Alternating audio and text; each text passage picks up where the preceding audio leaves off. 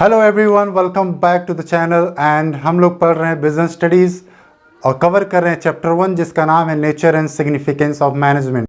हमने अपने पिछले सेशन में देखा था कि मैनेजमेंट का कैरेक्टरिस्टिक क्या होता है, उसका मीनिंग क्या होता है। आज के इस सेशन में हम लोग देखेंगे कि ऑब्जेक्टिव ऑफ मैनेजमेंट क्या होता है। तो वीडियो स्टार्ट करने से पहले आपसे रिक्वेस्ट है कि अगर आप इस चैनल पर नए हैं तो आप प्लीज़ चैनल को सब्सक्राइब कर लें और ये वीडियो अंत तक ज़रूर देखें। बेल आइकॉन दबाना बिल्कुल ना भूलें ताकि आपको जो भी मैं वीडियो पोस्ट करूं वो आपके पास सबसे तेज़ पहुंचे। तो चलिए वीडियो स्टार्ट करते हैं और समझते हैं कि मैनेजमेंट का ऑब्जेक्टिव क्या होता है।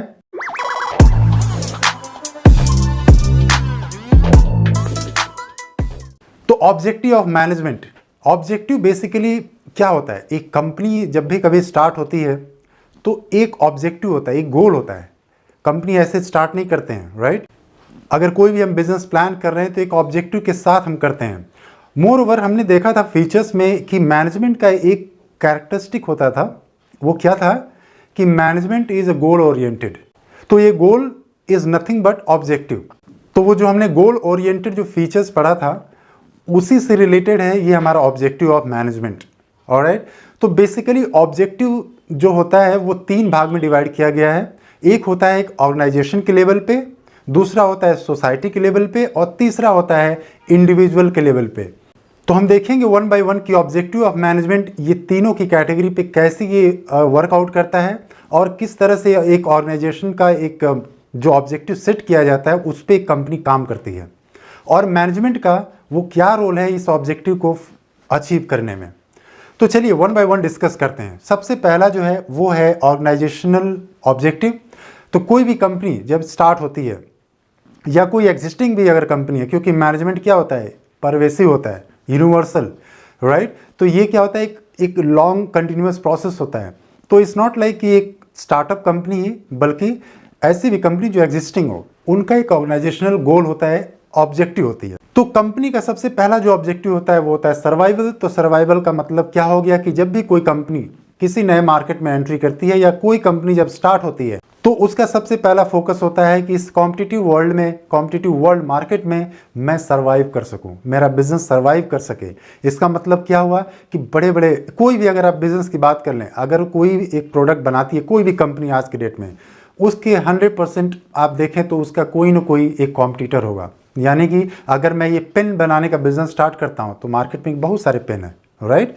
अगर मैं किसी तरह का FMCG गुड्स बनाता हूँ, से बिस्किट बनाने की एक फैक्ट्री डाल रहा हूँ, तो मार्केट में बहुत सारे बिस्किट हैं, राइट।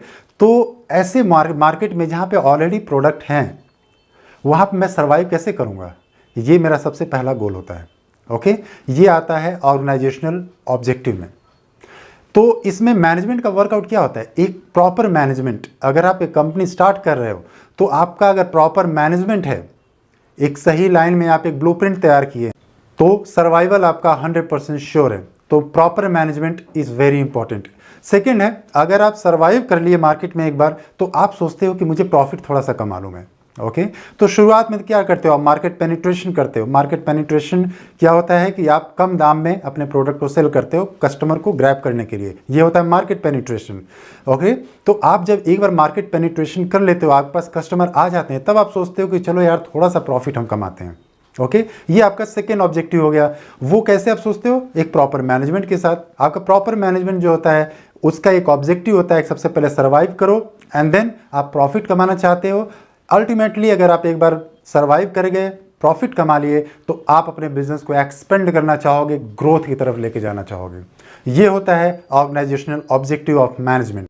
दूसरा जो है वो है इंडिविजुअल के बेसिस पे क्या ऑब्जेक्टिव है। तो इंडिविजुअल का क्या होता है, मतलब क्या हुआ कि आपके जब एक कंपनी होती है उसमें कई सारे एम्प्लॉय काम करते हैं, ओके, मैन पावर, तो उनकी एक क्या होती है, एक ऑब्जेक्टिव होती है। तो मैनेजमेंट, एक प्रॉपर मैनेजमेंट हेल्पफुल होता है कि ऐसे ऑब्जेक्टिव को भी एक इंडिविजुअल अपना अचीव कर सके। तो सबसे पहला जो इंडिविजुअल का एक बेसिकली जब जॉब करोगे, आप अपनी पढ़ाई कंप्लीट करके जब किसी कंपनी में जाओगे तो आपका एक ऑब्जेक्टिव होगा। वो पहला ऑब्जेक्टिव आपका क्या होगा कि आपको वर्क इन्वायरमेंट अच्छा मिले। ओके, तो एक प्रॉपर मैनेजमेंट आपके उस ऑब्जेक्टिव पे काम करती है, आपके उस ऑब्जेक्टिव को अचीव करने में हेल्पफुल होती है प्रॉपर मैनेजमेंट, कि आपको एक बेटर वर्क इन्वायरमेंट, यानी कि क्लीन ऑफिस हो, आपका वर्किंग इन्वायरमेंट यानी कि पीर्स ग्रुप आपके, यानी कि आपके जो जो कलीग होते हैं वो लोग आपके अच्छे हों, आपके जो मैनेजर्स हैं उनके साथ रिलेशनशिप अच्छा हो, इस तरह कुछ ऑब्जेक्टिव्स होते हैं पर्सनल लेवल पे। दूसरा है कि पीर रिकॉग्निशन, यानी कि आप जब कंपनी में अच्छा काम कर रहे हो, आपकी परफॉर्मेंस अच्छी है, तो आप कहीं ना कहीं सोचोगे कि यार मेरे को रिकॉग्नाइज करना चाहिए। ओके, तो कंपनी का एक रिस्पॉन्सिबिलिटी बनती है, एक प्रॉपर मैनेजमेंट का रिस्पॉन्सिबिलिटी बनती है कि वो आपके इस ऑब्जेक्टिव पे वर्कआउट करे और आपको डिसअपॉइंट ना करे। तो पीर रिकॉग्निशन, ओके, तो ये हो गया। देन आपका तीसरा है कि बेटर सैलरी। ऑफ कोर्स हर एक इंडिविजुअल जब आप किसी कंपनी में जॉब करने जाते हो, आप भी जब जाओगे तो आपका एक सबसे पहला ऑब्जेक्टिव होगा कि मुझे एक बेटर सैलरी मिले।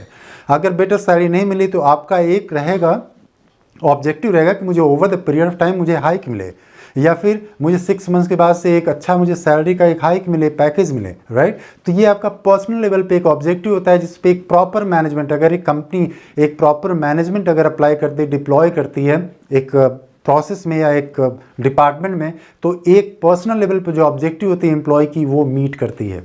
तीसरा है कि सोशल ऑब्जेक्टिव, ये इंपॉर्टेंट है जानना हमको, क्योंकि देखिए क्या होता है, कोई भी कंपनी एक सोसाइटी में अपना बिजनेस चलाती है, राइट। हम जब बिजनेस चलाते हैं या फिर कोई भी कंपनी जब बिजनेस अपनी चलाती है तो क्या करती है, वो सोसाइटी के रिसोर्सेज को यूज़ करती है। अब रिसोर्सेज कुछ भी हो सकते हैं, चाहे रॉ मटेरियल से हो रिलेटेड, इलेक्ट्रिसिटी हो, वाटर सप्लाई हो, या फिर एम्प्लॉय जो आप हायर करो, ये सब क्या है, सोशल चीज़ें, राइट। आप सोसाइटी की चीज़ें यूज़ कर रहे हो, तो आपकी कुछ सोशल रिस्पॉन्सिबिलिटी बनती है कि अगर आपका बिजनेस अगर आपका अच्छे से मैनेज हो रहा है, मैनेजमेंट आपका अच्छा है, और आपका अगर organisational objective and individual level के ऑब्जेक्टिव अगर मीट करती है, तो ऑटोमेटिकली क्या होगा कि सोशल ऑब्जेक्टिव पर वर्कआउट करना आप शुरू कर दोगे। तो जब आप सोसाइटी से आप इनपुट लेते हो अपने बिजनेस के लिए, तो आपकी एक रिस्पॉन्सिबिलिटी बन जाती है कि हम सोसाइटी को इन रिटर्न कुछ दें, वो ऑब्जेक्टिव होती है मैनेजमेंट की। तो सबसे पहला सोशल रिस्पॉन्सिबिलिटी में क्या हो गया कि एम्प्लॉयमेंट। तो जब आपका बिजनेस अच्छा चलता है तो आपको क्या होता है, आपको लगता है कि चलो यार अच्छा बिजनेस चल रहा है, अभी हम हायर कर सकते हैं, अपने बिजनेस को एक्सपेंड कर सकते हैं, तो आप एम्प्लॉयमेंट अपॉर्चुनिटी जनरेट करते हो। तो वो आप क्या कर रहे हो, सोसाइटी से लोग उठा रहे हो, अपनी कंपनी में डाल रहे हो, राइट, उनको एम्प्लॉयमेंट दे रहे हो, उनका इनकम सोर्स आप एक जरिया बन रहे हो। तो वो आपकी क्या होती है, सोशल रिस्पॉन्सिबिलिटी या सोशल ऑब्जेक्टिव आपका एक हो जाता है एक मैनेजमेंट का, कि अगर हम मैनेजमेंट अच्छा करेंगे डिप्लॉय कंपनी में, तो हमको क्या करना होगा, सोशल ऑब्जेक्टिव को ध्यान में रख करके काम करना होगा और बिजनेस को आगे लेके जाना पड़ेगा। देन आपकी एक और सोशल रिस्पॉन्सिबिलिटी बनती है कि आपके इनफैक्ट ये ऑब्लिगेशंस भी हैं कि आप पॉल्यूशन कम करो, लेस पॉल्यूशन पे वर्कआउट करो आप। तो आपकी रिस्पॉन्सिबिलिटी बन जाती है कि आपके बिजनेस से किसी तरह का ज़्यादा रेसिडुअल ना निकले, ज़्यादा polluted air, polluted like plastic and all that, ये सब चीज़ें ना निकले, जिससे सोसाइटी को हार्मफुल इम्पैक्ट ना पड़े। ओके, तो वो भी एक क्या होती है, सोशल रिस्पॉन्सिबिलिटी होती है। और उसके बाद होता है कि हाई प्रोडक्शन। देखो अब क्या होता है कि high production and low cost, ये भी एक सोशल ऑब्जेक्टिव में आती है। तो ये जो हाई प्रोडक्शन और लो कॉस्ट जो है चीज़ ना, ये क्या होता है कि दोनों इंटर रिलेटेड है। देखो क्या होता है कि जब आप किसी अगर प्रोडक्शन आप कर रहे हो, अगर आप 100 प्रोडक्ट बना रहे हो तो आप रिसोर्सेज बहुत सारा यूज़ कर रहे हो, 100 प्रोडक्ट ही बना रहे हो। लेकिन क्या होता है कभी कभी कि आप उसी रिसोर्स को यूज़ करके 1000 प्रोडक्ट भी आप बना सकते हो। जैसे कि अगर आप मशीनरी की बात करें तो मशीनरी आपको वही यूज़ करनी है, आपको मैन पावर वही यूज़ करना है, आपको इलेक्ट्रिसिटी थोड़ी सी बढ़ेगी, इलेक्ट्रिसिटी बिल आएगा, ऑफकोर्स रॉ मटेरियल बढ़ेगा, बट कई सारे फैक्टर ऐसे होते हैं ना जो कॉमन होते हैं। ओके, आप जैसे आप ऑफिस का रेंट आप बात कर लो, तो आपको रेंट तो आपके प्रोडक्शन पे नहीं डिपेंडेंट है ना, तो रेंट तो आप वही दोगे। तो आप जितना ज़्यादा आप प्रोडक्शन लेवल बढ़ाओगे आप, तो आपका क्या होगा कि प्रोडक्शन लेवल जब बढ़ेगा तो आपका जो प्रोडक्ट कॉस्ट होगा ना, अल्टीमेटली वो कम होगा। जब आप प्रोडक्ट आप लेस आपका कॉस्ट ऑफ प्रोडक्शन जब आपका होगा, तो आप क्या कर सकते हो, आप प्रॉफिटेबिलिटी आप एक डालोगे, आप जरूर आप प्रॉफिट तो ऐड करोगे प्रोडक्ट में, लेकिन प्रोडक्ट का जो प्राइस होगा ना वो थोड़ा कम होगा, क्योंकि आपकी कॉस्ट कम गिरी है। ओके, तो ये भी आपकी सोशल रिस्पॉन्सिबिलिटी होती है, सोशल ऑब्जेक्टिव होता है कि आपका कॉस्ट ऑफ प्रोडक्शन आप बढ़ाओ और कॉस्ट ऑफ प्रोडक्ट को, या फिर कह सकते हैं कि प्राइस ऑफ प्रोडक्ट को आप कम रखो, ताकि सोसाइटी को सर्व कर सको आप इन अ बेटर वे, आप उनके प्रोडक्ट को दे सको, गुड क्वालिटी या प्रोडक्ट। ये भी होता है आपका ऑब्जेक्टिव, सोशल ऑब्जेक्टिव आता है। ठीक है। तो तीसरा है सेफ्टी ऑफ एम्प्लॉय। तो आप बिल्कुल, आपका एक सोशल आपका ऑब्लिगेशन है, सोशल ऑब्जेक्टिव है ये आपका, कि आप जो आपके एम्प्लॉय काम कर रहे हैं उनकी पूरी तरह से आप ख्याल रखो, उनकी सेफ्टी मेजर्स का बिल्कुल आप ख्याल रखो। देन आता है कि फेयर ट्रेड, यानी कि सोसाइटी में आपके कॉम्पिटिटर बहुत ज़्यादा हैं, मार्केट में कॉम्पिटिटर आपके बहुत ज़्यादा हैं, आपको उनके साथ लड़ना भिड़ना नहीं है, आपको एक फेयर ट्रेड आपको करना पड़ेगा ताकि सोसाइटी को किसी तरह का हार्मफुल इम्पैक्ट ना पड़े उसका। क्योंकि क्या होता है, कभी कभी जब सोसाइटी में कंपटीशन बढ़ जाते हैं, मार्केट में कंपटीशन बढ़ जाते हैं, तो वहाँ पे मार्केट में जब दो कॉम्पिटिटर आ जाते हैं ना, जब कंपटीशन बढ़ जाते हैं तो कभी कभी दोनों के बीच में कोल्ड वार होने लगते हैं, जिससे क्या होता है कि दोनों अपनी या तो प्रोडक्ट की क्वालिटी को कम करेंगे और प्राइस ज़्यादा करेंगे, या फिर क्या करेंगे कि अपने प्रोडक्ट को सेल करने के लिए एक होड़ से मच जाएगी और एक हेल्दी कंपटीशन नहीं रह जाता है। तो फेयर ट्रेड का मतलब यही होता है कि आप कंपटीशन को जितना हो सके उतना कम रखो और एक फेयर ट्रेड करो ताकि सोसाइटी को किसी तरह का हार्म ना पहुंचे।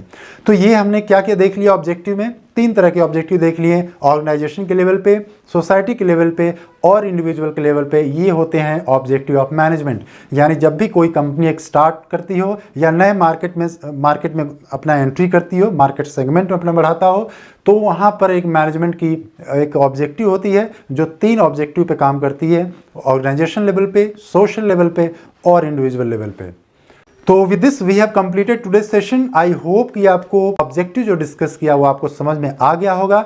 अगर फिर भी नहीं समझ में आया तो आप प्लीज़ मुझे कमेंट करके ज़रूर बताना ताकि मैं नेक्स्ट सेशन में उसको क्लियर कर सकूं।